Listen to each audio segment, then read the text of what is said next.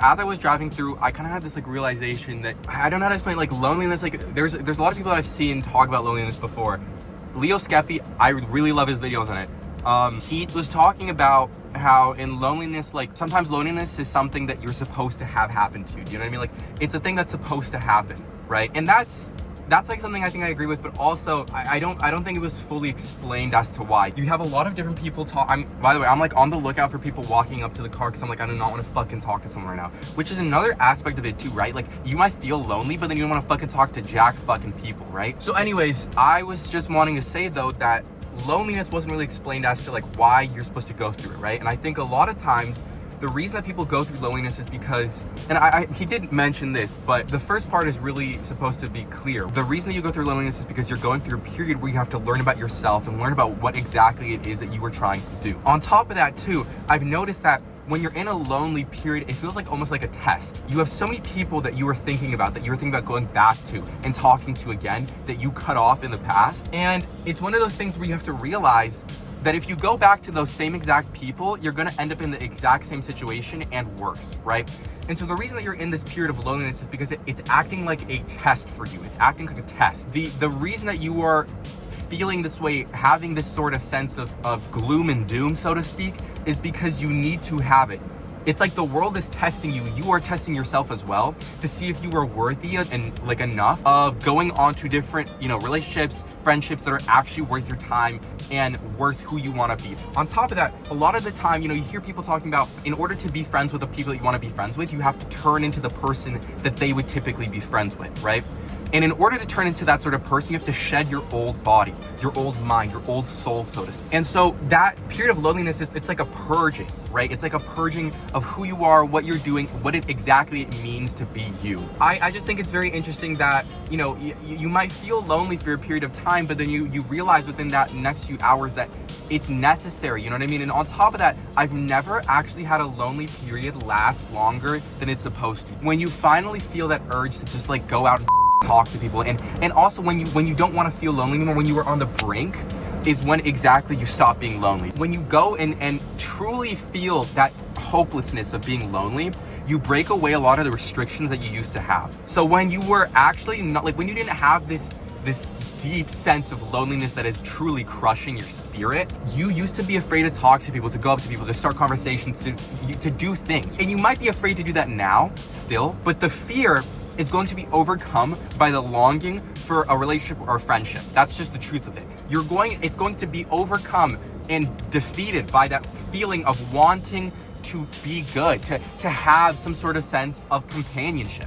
And while I was driving as well, I wanted to say too that like you're gonna start thinking, it's a very interesting experience. And I don't know necessarily if this is just because I have time to myself to think about it, which I'm assuming is really what the case is, right? You're focusing on something other than your phones, other than your social media or whatever. You're not focused on anything other than just driving around, which kind of traps you in the space of being with your thoughts, right? You can play music, you can play whatever, but at the end of the day, you're trapped with your thoughts and you're thinking to yourself what exactly it is you need to think about. And so by being in that situation, I was able to think about a lot of my old friendships and relationships that I just didn't enjoy. Do you know what I mean? Like it was one of those things where I was longing so much to go back to these people, to rekindle whatever I had with them, because I thought that that's what I wanted, that's what I was supposed to have, because I'm in that pit right now maybe, where it's just like not necessarily even depressed, but just very gloomy, you know what I mean? That you kind of are aching for something else, and in reality that's not the case. Like I also hear so many times, I just saw like a video of Lana Del Rey talking about this, right? I haven't seen a lot of videos about any of this, or her at all even really, but at the same time, she had said something so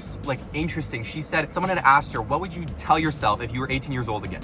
And she's like, oh, experience like, your life at 18 years old, experience your life at 18 years old, and enjoy, your young life while it lasts. So that's a really interesting point, because I think obviously enjoy your young life while it lasts, but at the same time, why are we acting like that's it? Like, once you stop being young, then your life is over. Like, obviously that's the stupidest thing ever. And on top of that, I know so many people who enjoy their life later on than in the beginning because they're building up the foundations for their future life. So there's this constraint all the time from people all around you telling you, enjoy it while it lasts. Enjoy your, young life while it lasts. Why aren't you talking to, basically critiquing you on living your life, but at the end of the day, it's your life. And on top of that, you shouldn't be feeling like you're missing out on something, like you're missing out on somebody that you used to be or that you should be. Like, that's so stupid. You want to know why? Because all these people are thinking about what they would do in your situation or what you should be doing in their situation. That's the way they're thinking about it. You are in your own situation, right? You are doing your own thing. You're in your own world in life. And so to act like you have to do a specific thing that someone else is telling you to do, or to do a specific thing that someone else is telling you to do,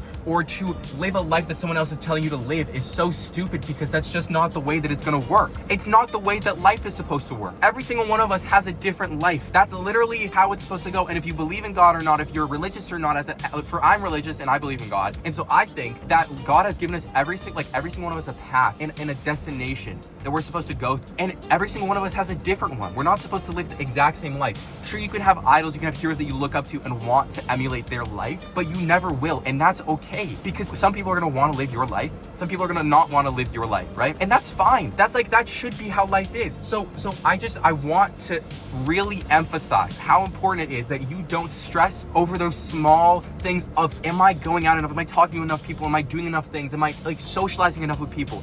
That is so stupid, you know what I mean? Because you should be doing exactly what you are doing right now, which is growing, which is leveling up. A lot of the people who are telling you these things, they don't really understand the position that you're in. You could be going through some traumatic right now. You could be feeling something really horrible right now. But at the end of the day, they aren't feeling that. You know what I mean? They aren't going through that. And even if you're not going through anything right now and you just feel lonely, that again is still a position that you've been placed into for some sort of reason. Look at your day-to-day. Genuinely look at your day-to-day. Maybe this is also what you needed to watch, you know what I mean? Like, maybe you were meant to watch this. Like, this was fate, so that you could actually do something with this alone time. Because this loneliness, it's not gonna last. You're gonna wish you had this. Don't force yourself to be in this loneliness forever too. Like, don't force yourself to be in this period of isolation for forever, because it's not what you're supposed to be in. We are literally humans. No other creature on earth is as social as us. And so this idea that we are supposed to be acting a certain way because we want to better ourselves up, like if we're trying to force ourselves to be